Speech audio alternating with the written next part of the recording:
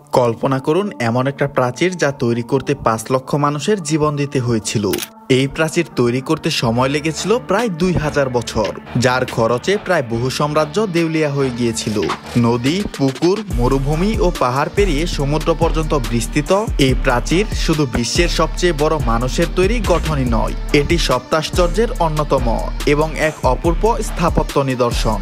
আর এটা হলো চীনের মহাপ্রাচীর, the great wall of China. ২১,১৯৬ কিলোমিটার পর্যন্ত বিস্তৃত এই প্রাচীর যেমন জনপ্রিয়, তেমনি এর ইতিহাসও রহস্যে ভরা। কিন্তু প্রশ্ন হলো, চীনের এই মহাপ্রাচীর কেন তৈরি করা হয়েছিল, আর এর সঙ্গে ড্রাগনেরই বা কি সম্পর্ক রয়েছে, আর এটাকে বিশ্বের সবচাইতে বড় কবরস্থান কেন বলা হয়? এত বছর পরিশ্রমের পরেও কেন এটাকে ব্যর্থতা হিসেবে দেখা হয়? আজকের ভিডিওতে আমরা জানাতে চলেছি চীনের মহাপ্রাচীরকে ঘিরে থাকা এইসব রহস্যের কথা, যে রহস্য আজও মানুষকে ভাবিয়ে তোলে। তো স্বাগতম আপনাদের মায়াবিন্দুর আরো একটি নতুন ভিডিওতে। The great wall of China এটি বিশ্বের সবচাইতে দীর্ঘ প্রাচীর, তবে এটি সোজা কোনো প্রাচীর নয়, বরং অনেকগুলো খণ্ড জোড়া দিয়ে তৈরি। আজও এই প্রাচীরের অনেক অংশ একে অপরের সমান্তরালে এবং বিভিন্ন দিকে বিস্তৃত। সব খণ্ড একত্র করে এই প্রাচীরের মোট দৈর্ঘ্য প্রায় ২১,১৯৬ কিলোমিটার। আপনি সহজেই বুঝতে পারবেন এটা কতটা দীর্ঘ যদি ভাবেন ভারতের কাশ্মীর থেকে কন্যাকুমারী পর্যন্ত ৩ বার এবং ঢাকা থেকে কক্সবাজার পর্যন্ত ২৬ বার যাওয়া আসা করলে এই প্রাচীরের দৈর্ঘ্যের সমান হবে। তবে আজকের দিনে এই প্রাচীরের বড় একটা অংশ নষ্ট হয়ে গিয়েছে।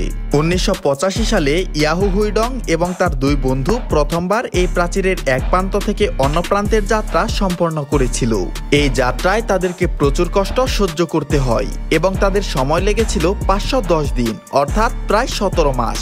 অবাক করা ব্যাপার হলো, এই ৩ জনের পর আর কোনো মানুষও আজ পর্যন্ত এই প্রাচীরের পুরোটা পেরোতে পারেনি। এই প্রাচীর চীনের উত্তর দিকে তৈরি এবং বরফে ঢাকা মরুভূমি থেকে শুরু করে ইয়েলো রিভার পর্যন্ত বিস্তৃত।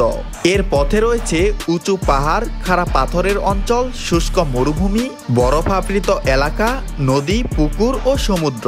প্রকৃতির নানা রকম দৃশ্যের মধ্য দিয়ে এই প্রাচীর এমনভাবে এগিয়ে গিয়েছে যে দূর থেকে দেখে মনে হয় এটা দুলছে।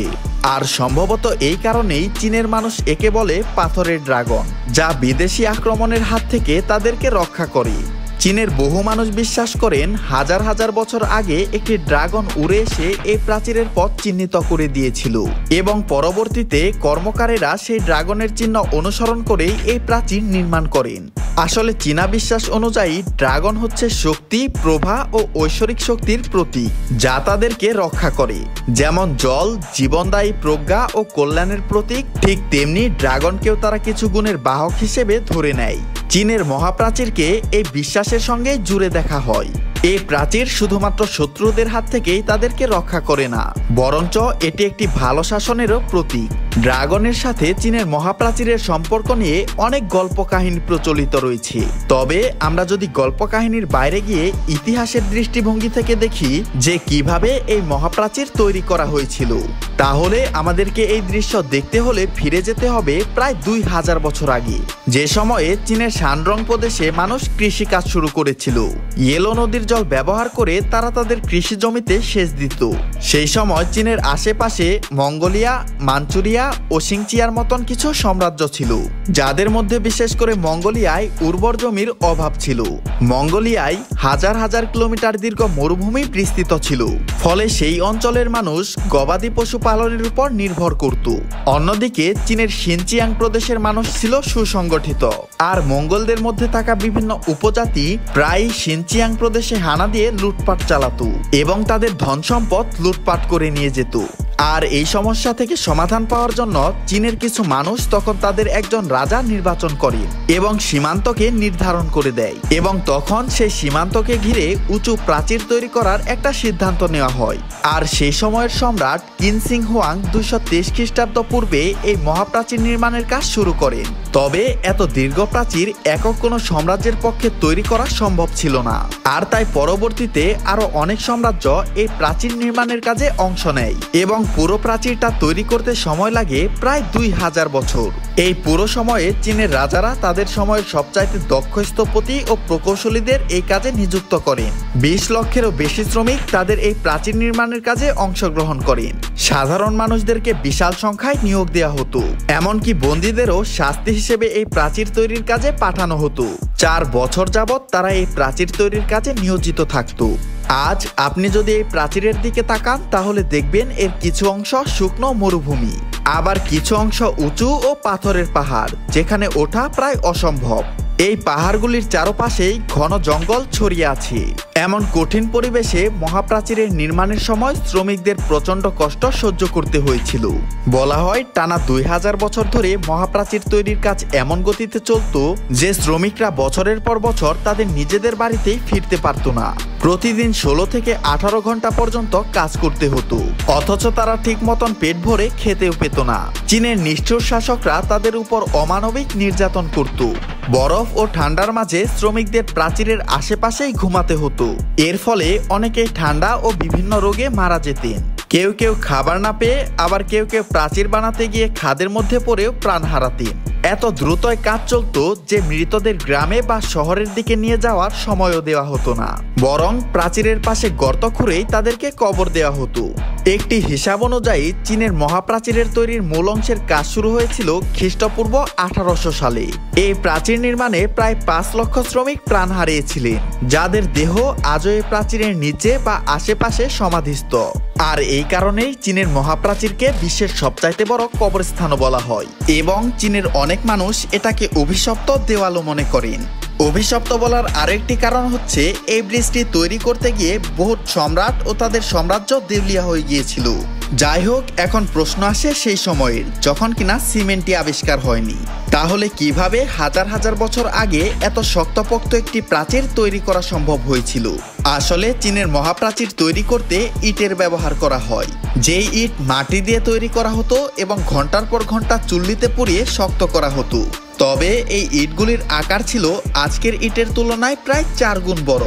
প্রাচীর তৈরির আগে এর ভিত্তি বা বেসমেন্টে বসানো হতো গ্রানাইট পাথর, আর অন্য পাশে দেওয়া হতো বিশেষ চীনামাটি, যাতে করে বহিরাগত শত্রু সহজেই দেওয়াল বেয়ে উপরে উঠতে না পারে। ইটগুলো জোড়া লাগাতে ব্যবহার করা হতো চুন ও চালের গুঁড়া মিশ্রিত জল। এই পুরো মহাপ্রাচীরটা নির্মাণে প্রায় 50,000 কোটি ইট ব্যবহার করা হয়েছিল। আর এই থেকে আপনারা আন্দাজ করতেই পারছেন কত কোটি টন চুন ও চালের গুঁড়ো এখানে ব্যবহার করা হয়েছিল। চীনের মহাপ্রাচীর এমনভাবে ডিজাইন করা হয়েছিল যে এর গড় উচ্চতা ছিল 23 ফুট এবং প্রস্থ ছিল 21 ফুট। কোথাও কোথাও প্রাচীরের উচ্চতা 9 ফুট, আবার কোথাও 35 ফুট পর্যন্ত। এই প্রাচীর তৈরির মূল উদ্দেশ্য ছিল সামরিক সুবিধা, যাতে প্রয়োজনে একসঙ্গে 10 জন পদাতিক সেনা এবং 5 জন অশ্বারোহী একসঙ্গে দৌড়ে শত্রুদের হানা প্রতিরোধ করতে পারে। প্রাচীরের দুই পাশে রেলিংও দেওয়া হয়েছিল, যাতে করে সেনারা পড়ে না যায় এবং শত্রুর আক্রমণ থেকেও কিছুটা সুরক্ষিত থাকে। প্রাচীরের বিভিন্ন জায়গায় ছোট ছোট ছিদ্র রাখা হয়েছিল। বলা হয় কিছু ছিদ্রে এমন সব অস্ত্র বসানো ছিল যেগুলো শত্রুদের উপর গুলি বা শেল ছুড়ত, আর কিছু ছিদ্র দিয়ে তীরও ছোড়া হতো। সেখানে প্রতি 100 মিটার অন্তর একটি করে উঁচু ওয়াচ টাওয়ার তৈরি করা হয়েছিল, যেখানে সবসময়ই একজন সৈনিক নিয়োজিত থাকতেন। শত্রু আসার খবর দিতে তিনি পতাকা ওড়াতেন বা ঘন্টা বাজাতেন, আর রাতে আগুন জ্বালিয়ে সংকেত দিতেন। এই প্রাচীরগুলোর নিচে ছোট ছোট ঘর ছিল, যেখানে 25 জন করে সৈন্য থাকতে, খেতে এবং বিশ্রাম নিতে পারতেন। পুরো প্রাচীর জুড়ে এমন প্রায় 25,000 ওয়াচ টাওয়ার ছিল। এছাড়া মহাপ্রাচীরের নিচে অনেক গোপন সুড়ঙ্গ তৈরি করা হয়েছিল, যেগুলোর মাধ্যমে সৈন্যরা এক জায়গা থেকে অন্য জায়গায় যেতে পারতেন এবং এগুলোর পথ শুধুমাত্র তারাই জানতেন। চীনা সরকার অনেক সুড়ঙ্গ আবিষ্কার করলেও আজও হাজার হাজার সুড়ঙ্গ রয়েছে, যেগুলোর প্রবেশ ও বেরোনোর পথ কেউই জানে না। এই সুড়ঙ্গগুলির মধ্যে বহু গোপন তথ্য আজও লুকিয়ে রয়েছে। এখন প্রশ্ন হচ্ছে, এত বড় ও মজবুত প্রাচীর থাকা সত্ত্বেও কেন অনেকে এটাকে ব্যর্থ প্রকল্প হিসেবে মনে করে? আর এর কারণ হলো, এই প্রাচীর থাকার পরও মঙ্গল এবং অন্যান্য বিদেশি আক্রমণকারীরা চীনে আক্রমণ করতে সক্ষম হয়েছিল। ত্রয়োদশ শতকে বিশ্বের সবচাইতে ভয়ঙ্কর শাসক চেঙ্গিস খান এই প্রাচীর অতিক্রম করে চীনে প্রবেশ করে। এরপর 1550 সালেও মঙ্গলরা এই প্রাচীরে হামলা চালায়। 1644 সালে মাঞ্চু সাম্রাজ্যের সৈন্যরা এই প্রাচীর অতিক্রম করে চীন দখল করে এবং সেখানকার সরকারকে উচ্ছেদ করে। এর ফলে মিং বংশের পতন ঘটে এবং শুরু হয় কুইন বংশের শাসন, যা বিংশ শতাব্দী পর্যন্ত টিকে ছিল। আর এই সময় মঙ্গোলিয়াও চীনের অন্তর্ভুক্ত ছিল। অর্থাৎ একদিক থেকে দেখতে গেলে এই প্রাচীরের কোনো কার্যকারিতাই তখন ছিল না। তবে দ্বিতীয় বিশ্বযুদ্ধের সময় চীনা সেনাবাহিনী এই প্রাচীরকে কাজে লাগিয়ে সৈন্যদের প্রশিক্ষণ দিয়েছিল এবং জাপানি বাহিনীদেরকে ঠেকানোর চেষ্টা করেছিল। যাই হোক, সব মিলিয়ে চীনের ইতিহাসে এই প্রাচীরের গুরুত্ব অনেক। আজও প্রতি বছর 1 কোটিরও বেশি পর্যটক এই প্রাচীর দেখতে চীনে সফর করেন। হাজারো রাজত্বের পতনের সাক্ষী এবং লাখো প্রাণের বলিদানের দাঁড়িয়ে থাকা এই প্রাচীর শুধু ইট আর পাথরের গাঁথনি নয়, এটি হচ্ছে একটি জীবন্ত ইতিহাস।